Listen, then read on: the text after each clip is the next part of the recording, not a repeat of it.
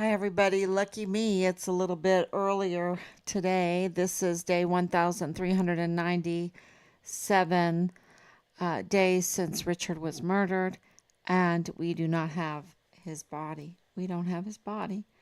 And he was murdered on Fort Bliss, y'all. The paperwork that we received, it wasn't us that said it, it was the paperwork that we received. Um, and his death was on Fort Bliss. And so things are coming out slowly. The wheels of justice grind slowly, but they grind exceedingly fine. Um, and we're just patient. We're working very, very hard.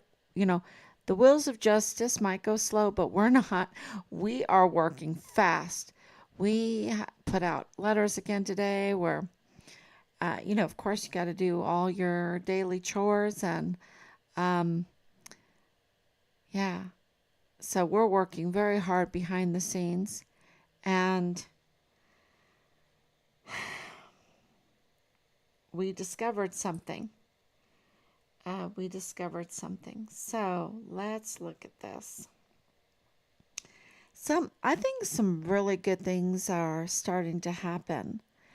Um, all of our work is starting to pay off because the crumbs are starting to come together, and people can uh, you know, see clearly the criminality in this case, see the connections in this case. I should say, like, the puzzle pieces are coming together and you can see the picture clearer.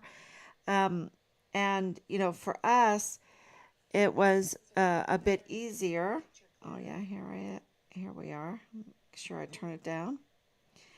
Okay, so for us, it was, at the beginning, you just know something is the case because of your gut feeling, because of your family, because of knowing Richard. And, other people don't know that, don't know Richard, don't know our family history, don't know us, don't know our service to the country, especially my husband's service to the country. And, the connections that we have with El Paso, with New Mexico, with White Sands, with Texas. My alma mater is Mary Hardin Baylor. So, we have this long history there in Texas. Um, People don't understand that, uh, my side of the family is from German immigrants. And so we absolutely understand the importance of Germans in the El Paso area for so long. I think it was for almost 70 years. Um, the Germans were there in the El Paso area on Fort Bliss, um, because of the rocketeering, because of the missile program. We understand, because my dad was part of that program, we understand that too. Um, because my mother learned how to drive and received her citizenship at White Sands, learning how to drive in the White Sands. We know the area. We used to go camping at Cloudcroft every weekend. My mom would have we had a Dodge station wagon. A Dodge station wagon was packed full, waiting for my dad to come home from work, and we would take off, get in that cool, beautiful air at Cloudcroft, um, and camp. So we know that area. That's the point of all of this. We know the area. We have connections there.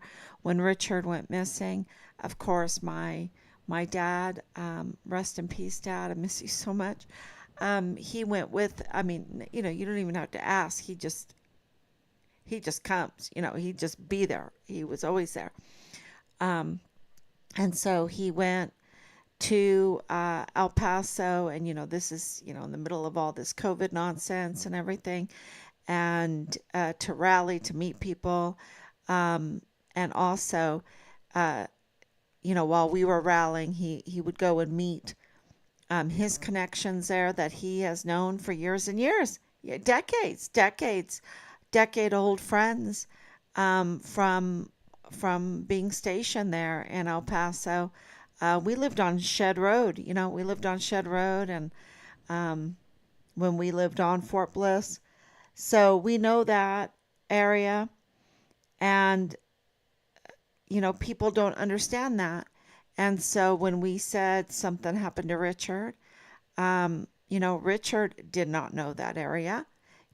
He grew up in Europe. He grew up in Europe. He had just learned how to drive in Ireland on the opposite side of the road. The opposite side of the road. Um, and you have to be 18. It's much more strict there on how you learn how to drive.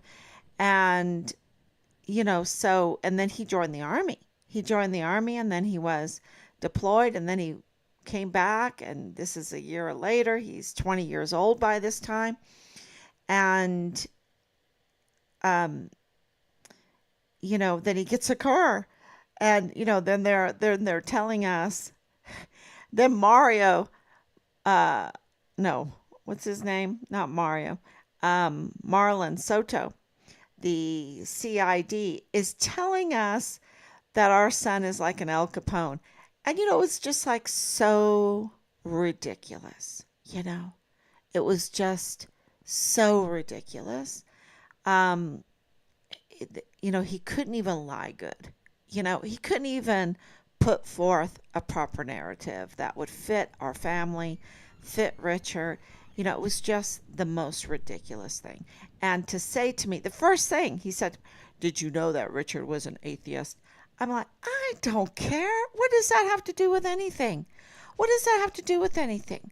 What are you trying to do? In my mind, I was like, what are you trying to do? Because, we were begging for them to take Richard back, uh, on the rolls, because they had thrown us out. They didn't call us. They didn't notify us. They've never really notified us, right? They have a hard time even giving us a condolence. Why? Because Richard was whistleblowing on their rear ends. That's what he was doing. He was exposing them. And that's why they spent, years and months. When I say years, but then those months, every day in, day out, just vile and vulgar harassment to our family. And, until we learned how to trace the phone, the burner phones, and then they were shocked. Then they were shocked when we turned them in and said, okay, look at where these burner phones are leading. They're not private addresses, are they? They're not private addresses. So it was very, very clear that Richard, um, what we knew of Richard was right, and that we were right all along. And on April 24th, 2020, we had to all along, and they gave us the notice of death, which was really a miracle. It was really, they did not want to give us that notice of death, y'all, because then they would have to admit that our son was murdered on Fort Bliss. And, it's an inside job. And it is, the prime suspect. The prime suspect for that murder is Dallas Hart, Richard's platoon leader. Right? And so we're asking for the platoon leaders. Hey, give us all of the platoon leaders. Come on, give us all the chain of command of Richard. And they're just like, they just don't want to give it. And the thing is if we decide to do this wrongful death suit, all of that is up for grabs in the discovery. And so, it's like, okay, so do we have to do a wrongful death suit to get some answers for our son? Right? Is that what it's going to take? Because they don't want to release us what they are obligated to release. And not only to us. Matter of fact, I have it right here because my husband and I, we were talking about this, that they don't want to give us a list of all of Richard's first well, the platoon leaders, since he, you know, the duration of his time in the military, right? They don't want to give us that. They're just, you know, really scared of giving us that. And because, it's going to say Dallas Hart because we have several um, witness testimonies on that.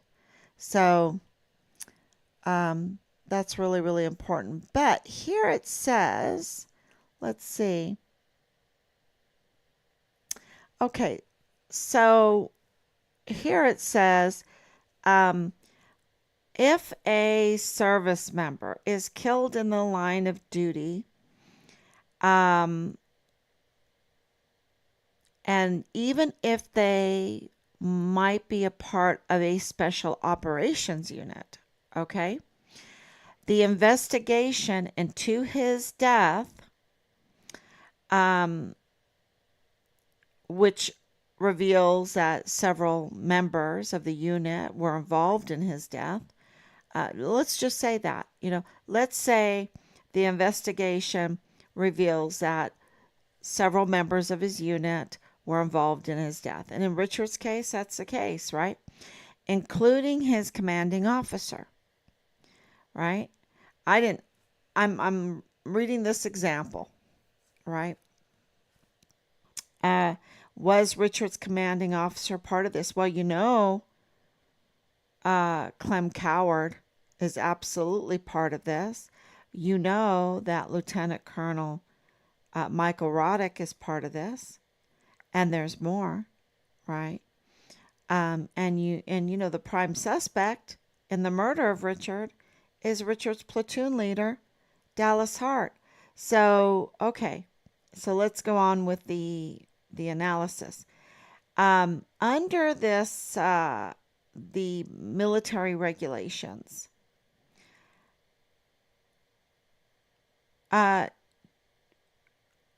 is the military required to identify publicly as part of the investigation into Richard's death the names of his chain of command publicly?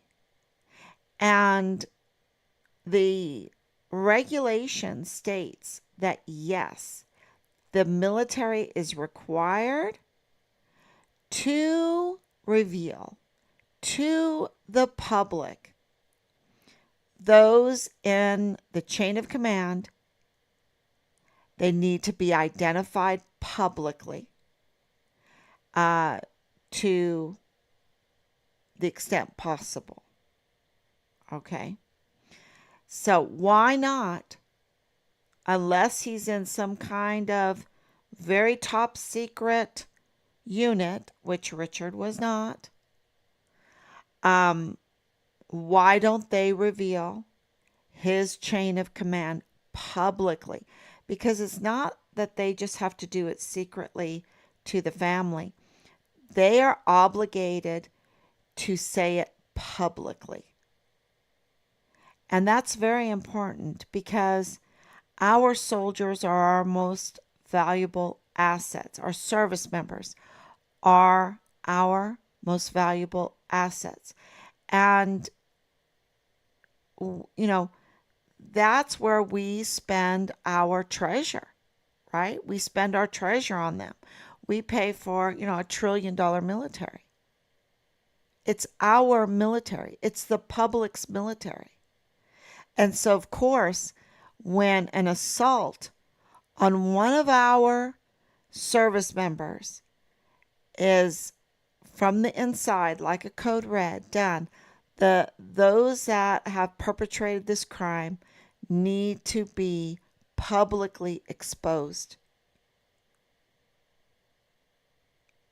That's that's not me saying that. That's military regulation. And, think about the ramifications if we didn't do that. Then they could go and kill, rape, suicide, um, abuse their power with impunity if they didn't have to be exposed. So this is a safety net. This is a restrainer on evil. This regulation. And yet, Christine Wormuth, right? Major General Eisenhower has not been able to provide us with a list of platoon leaders in our son's career. Yeah. So that corroborates, I think that just admits that we're right over the target. And because of the evidence that we have that proves that Dallas Hart was Richard's platoon leader, that's why we've been confident to say that publicly. And we're fulfilling the duty to honor the military regulations when the military itself is not willing to do it, to let the public know what has happened. So they want to keep it a secret. Remember the shh, shh, shh, right? And they didn't have Richard Six because this whole thing with Jesus Melendez, the K-9 cop that made the unlawful traffic stop in a well-lit parking lot, when Richard was parked in a parking lot, no probable cause, and he's kin to a lot of people. This Jesus Melendez seems to have some kind of family. And it's very important to understand what we're uncovering right now, because what we are being told, we know for sure that Jesus Melendez unjustly targeted Richard to harm him as a whistleblower. They go after whistleblowers. They really go after whistleblowers. And they do their best to intimidate them, harass them, threaten them, harm them. And Jesus Melendez absolutely, in the end of January, framed Richard. And he has some kind of connections, y'all. I mean, he has some own personal problems too, right? And I am going to put out the video of him. I've decided that today after finding this out. And there's this, seems like it. Apparently, there's a Melendez-Mendez connection.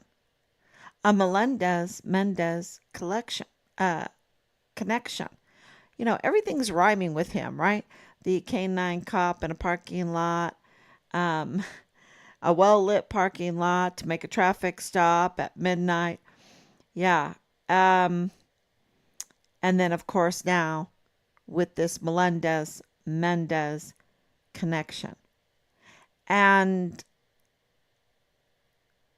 it absolutely is the connection, another connection. There's many.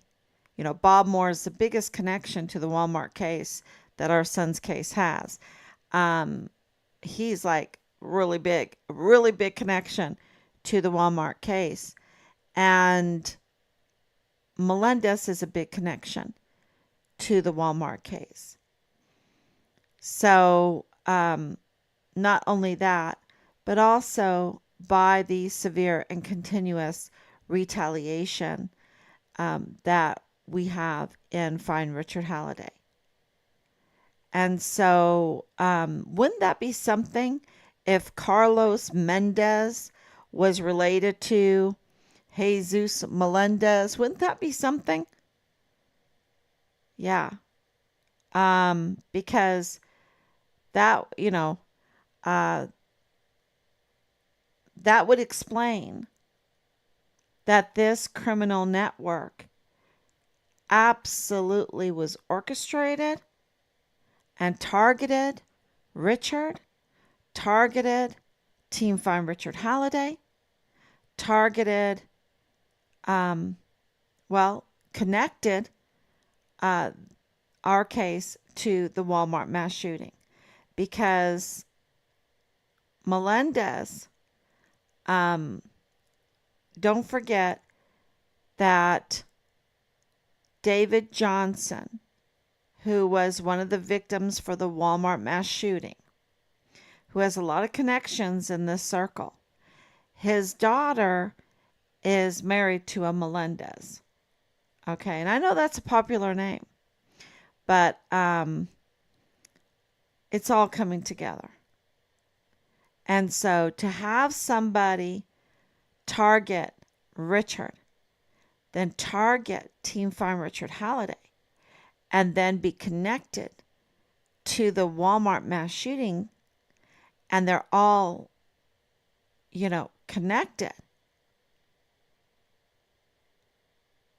Wow. Wow. Yeah. So good news is really coming out. People are starting to understand, and I would say that it is all of Rob's open records requests and also letters of notification, notifying. And I think a big one is the amicus curiae brief that that we submitted to the SB4 federal case. That I think really made people understand. Of course, 3905 Bliss Avenue, the connection between Rosa Maria Valdez Garcia and Danae Katzen, who targeted our our case and is connected to David Candelera of KTSM.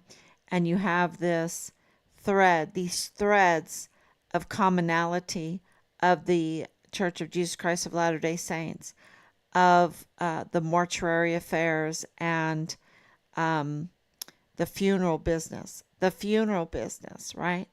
And then, of course, the military, and another common thread through all of this is Bob Moore.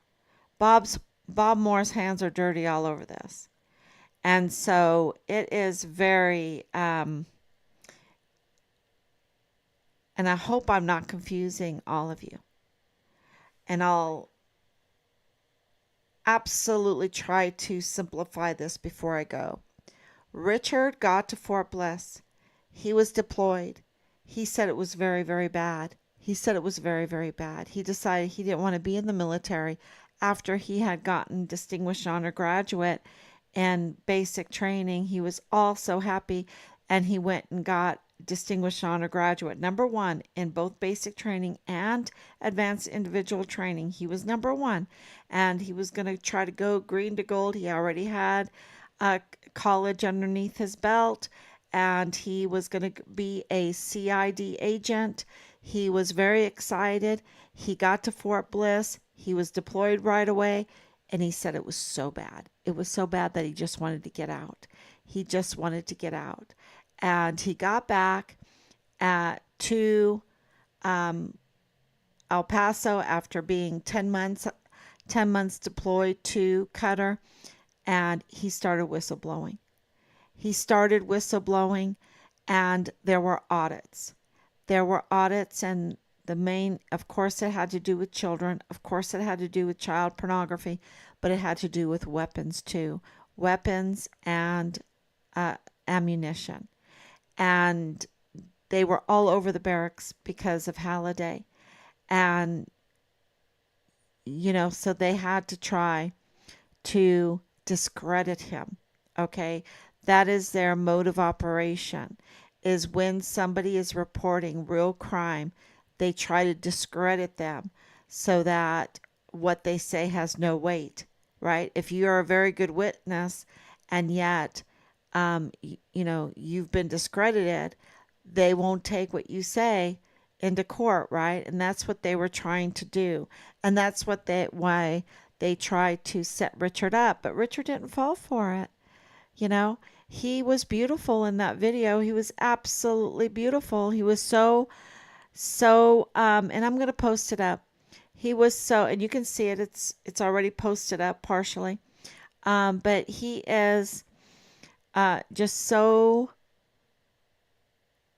respectful, um, amazing. And this is, like 1 o'clock in the morning.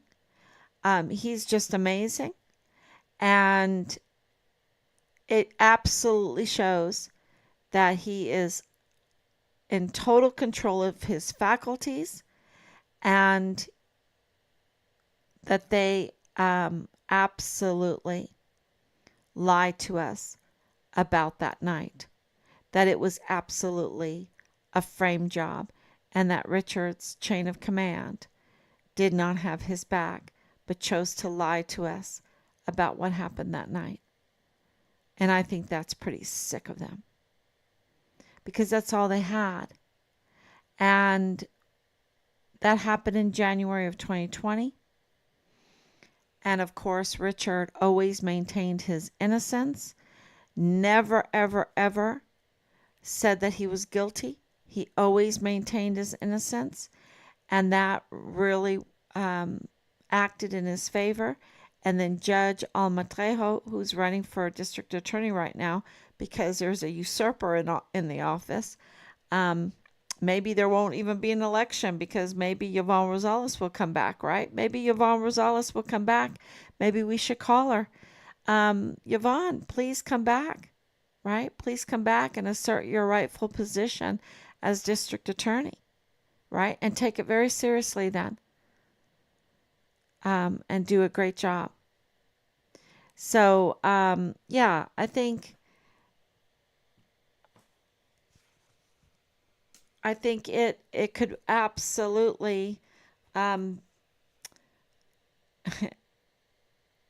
you know, this whole thing with the election. But anyway, Alma Trejo, she's running, and James Montoya, who Yvonne Rosales beat, he's running, and we sent them a letter to make sure that they knew what was going on, and it was a tough letter, tough letter to write, because it's pretty long, and it's kind of trying to simplify Richard's very detailed case, for them to understand, because it is, if you haven't been doing this for 4 years, it gets pretty hard to understand. But we're here to explain it, that Richard's a whistleblower. Trump was in office during that time, so he got traction. His complaints got traction, and the IG were all over the barracks because of Halliday, and they were auditing, and they were getting caught. And they orchestrated that Walmart mass shooting. And there were multiple shooters. And it involved M4s, and it involved brown tip bullets. And it involved an orchestrated media to project a false narrative about it, and the media star to do it, his name was Ernest Christopher Grant. Ernest Christopher Grant, who was arrested at the White House by Secret Service, and he has connections. He has connections because he was ghosted, y'all. And I believe he's an agent. I believe he's an agent because he's so protected. And he has to be an agent or someone very important, because Chris Cuomo came to the hospital to see him, to put on that show. And from day one, it was all El Paso strong. They even had their slogan. And then Beto O'Rourke came. And then Ernest Christopher Grant was able to have a meeting with the governor. You know, I haven't been able to have a meeting with the governor, but Ernest Christopher Grant does.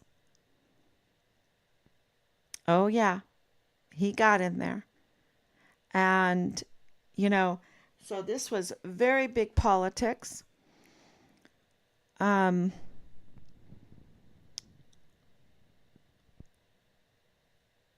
it was,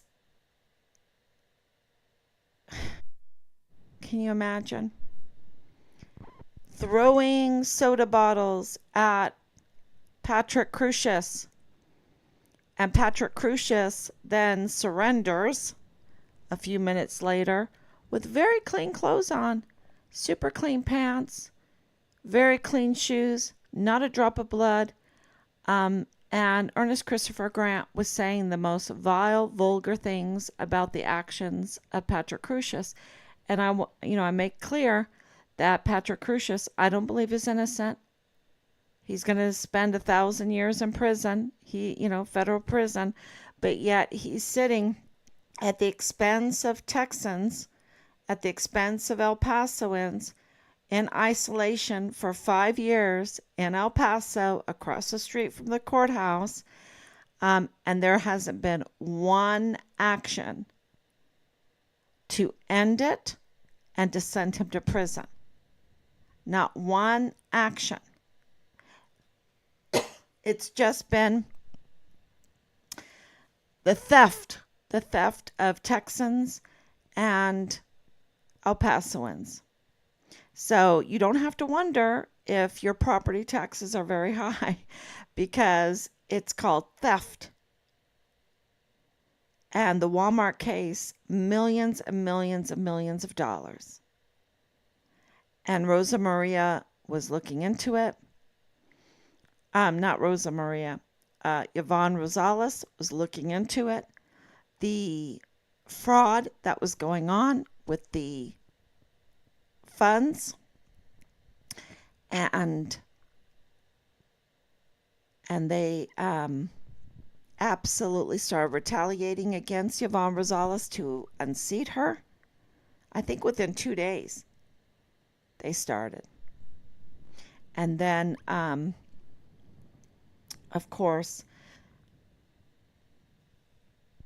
she was looking into Richard's case, but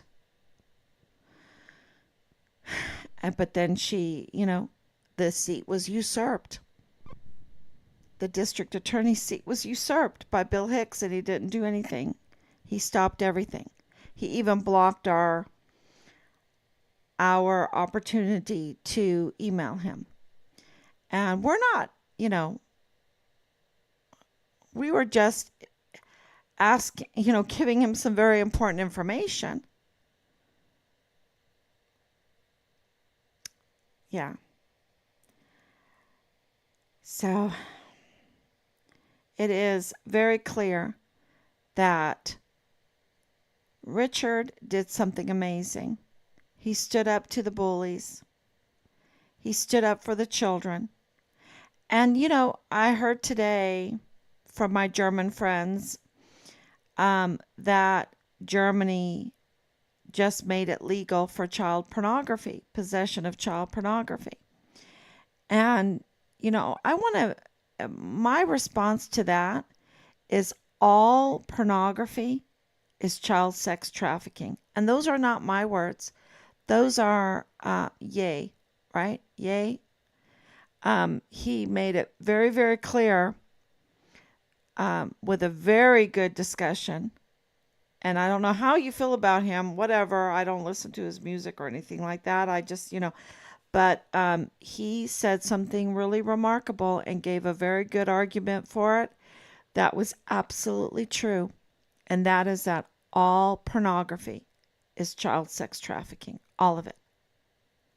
And so we really have to understand that and decide if we're going to protect the youth of our children. the innocence of our children, the childhood of our children. We need to make that decision. And Richard made that decision, and he stood up for them. He called Child Protective Service a couple times. And it is interesting that the 14th of July, Yvonne Rosales won the election. And it was an upset win. And, we're just thinking about that. And we're thinking, oh my gosh, they must have panicked. And they had to get rid of the witness because there was no guarantee that they could cover up anymore. And I think that's why they killed Richard. They decided to kill Richard because they knew that they had to get rid of the whistleblower. And, this was just not too long after Glennon Oakley Jr. was found dead in his barracks room because he was bold enough to care about the children in the mall, the day of the Walmart mass shooting. And what he reported was in the mall, there were those mall cops, because they were all dressed in black. He called them mall cops with M4s. And then I just posted up yesterday the witness that said she saw 3 or 4. Was it 3 or 4? I think she said 4 men in black shooting their weapons. She described the bullets coming from the weapons. And it was on that day.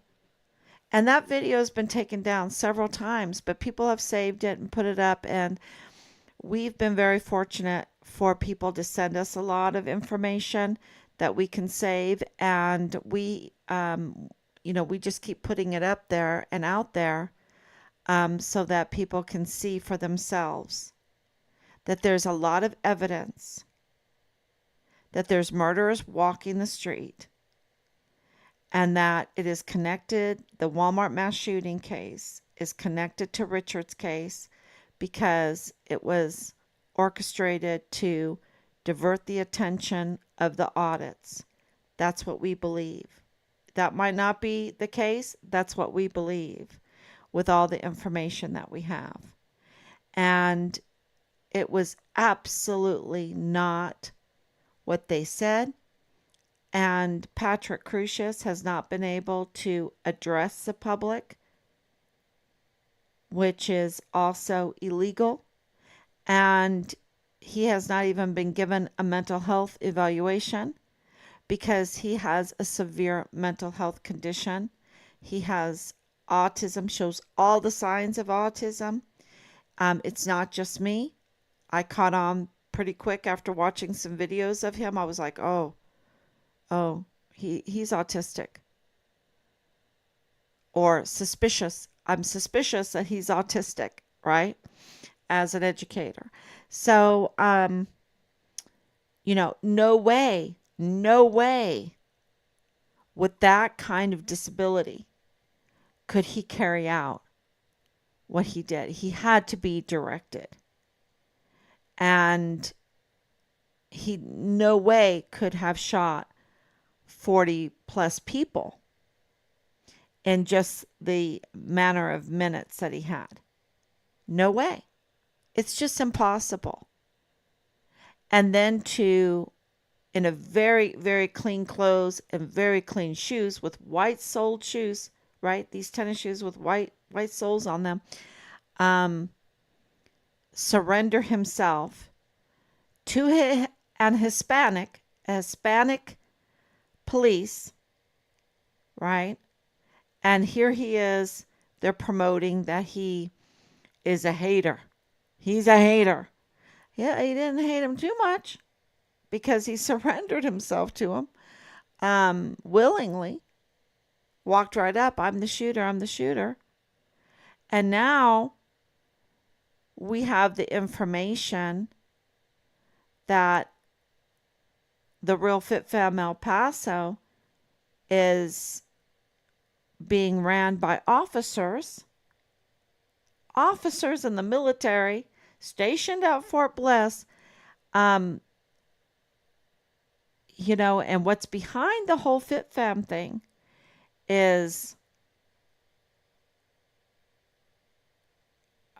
it seems like a secret operation, but it's not secret anymore because we're telling you that it's Jules Tuganon Chan and his brother. Both of them in the military, both coming from military families, a military family. Sergeant Major. Their father's a sergeant major. And there's more. There's more behind there. And what we're finding out, what our intelligence is giving us, is that Dallas Hart is found behind there, and Ernest Christopher Grant is found behind there, and human resource officers are found behind there, and also a connection to Canada. And that was very interesting for us because when we traced one of those phone, those vile, vulgar phone numbers back, it ended up in Canada, in Toronto, Canada. And we were like, what? Canada is harassing us? So, I'm not saying, these are just leads that we have been asked to search out and investigate by the CID, by the command, by the Army command, and we provide these leads to the CID, to Agent Howell, right? We give them everything, and they have everything. Now they sanitized a lot that we gave them and said, oh, we never got that, but we have proof, right? That's why we do these live streams. So we give them all the information, and now it's their hands. They're being paid to defend the Constitution. They're being paid to carry out justice, right? And that's what they have to do. So that Dallas Hart, Fit Fam, El Paso, woohoo, and Ernest Christopher Grant, like an agent, really, he must be high up because they protect him. It's amazing. And he's a criminal, y'all. He has a criminal record, and they protect him. And they protect Donna Siffer, too. They absolutely protected her. And there's more, and there's more. She was that guardian angel that he talked about, the guardian angel. No. There's something. There's all these conflicts of interest. And now the conflicts of interest has spread to Veronica Escobar, of course, with Mario Raskin-Ortiz, of course, with Amber Chase. So it's all coming together. And, if you want to tell someone about this case, you can just say, look, Richard exposed something and they retaliated against him. And they retaliated against him with millions and millions of dollars of effort to silence him. And that he was murdered on Fort Bliss. His body was removed from Fort Bliss and was dismembered because they're just not nice people. They're not nice people. And we want his body. It doesn't matter. We want his body. They wanted to cover it up. The thing is when they took his body off of Fort Bliss, it became a dual jurisdiction. It became federal and it became state. And so if there were plea deals, and we've been told that there were plea deals made, um, it doesn't work. It doesn't work like that. They lied to you. And so yesterday we put out a notice to say you've been up to no good for too long. You need to come clean. If you've harassed us, if you've threatened us, if you have stayed silent when you have information, now is the time to come forward, because the time is almost too late. And we've been collecting a lot of information, and, things are starting to happen. But we wanted to give a warning because so many people, society pushes them to do things that they really regret. And society likes to make, especially bullies, they like to make cowards out of people. And we want to give an opportunity for those that have information, that might have even done some things that are not too good, to turn around and become brave. Become brave. It's like the best medicine, when you're doing the right thing. It's because you sleep better, right? You sleep good.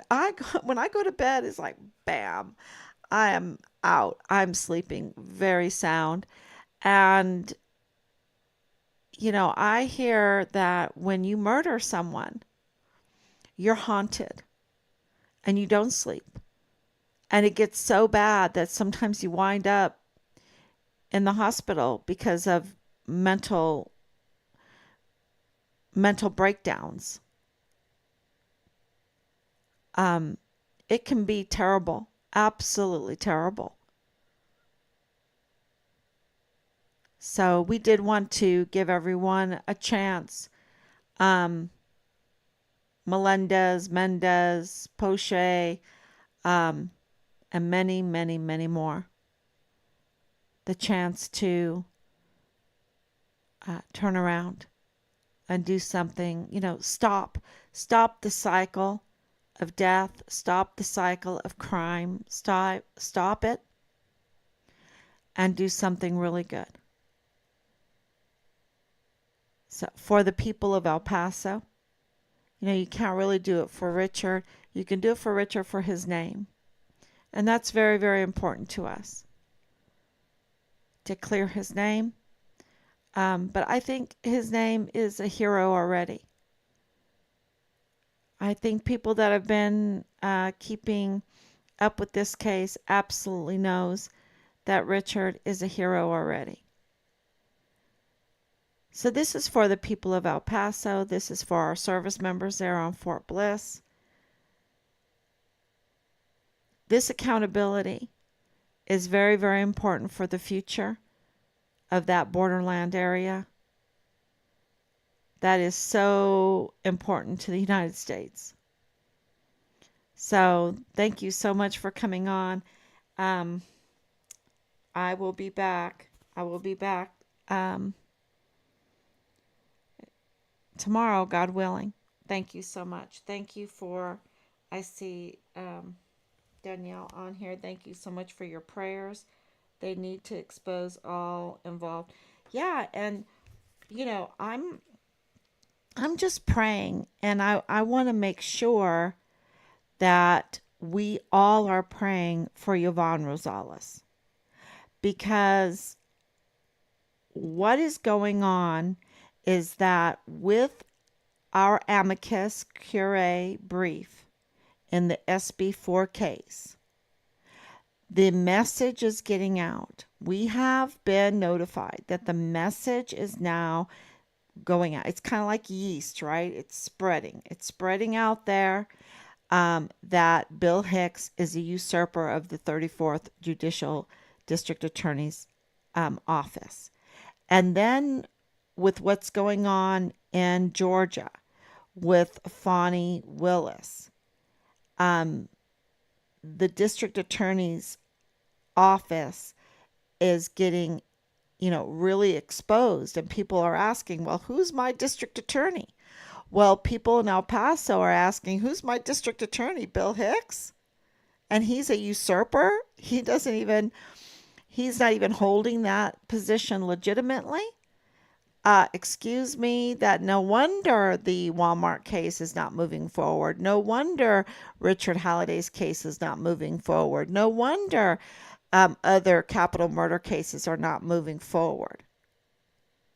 Because there's a usurper that all he can do is really make plea deals. Otherwise, he gets exposed. And so I think it's really time, because that is happening of course, what's happening in New York. You see the government system, the criminal justice system being weaponized against so many people, including President Trump.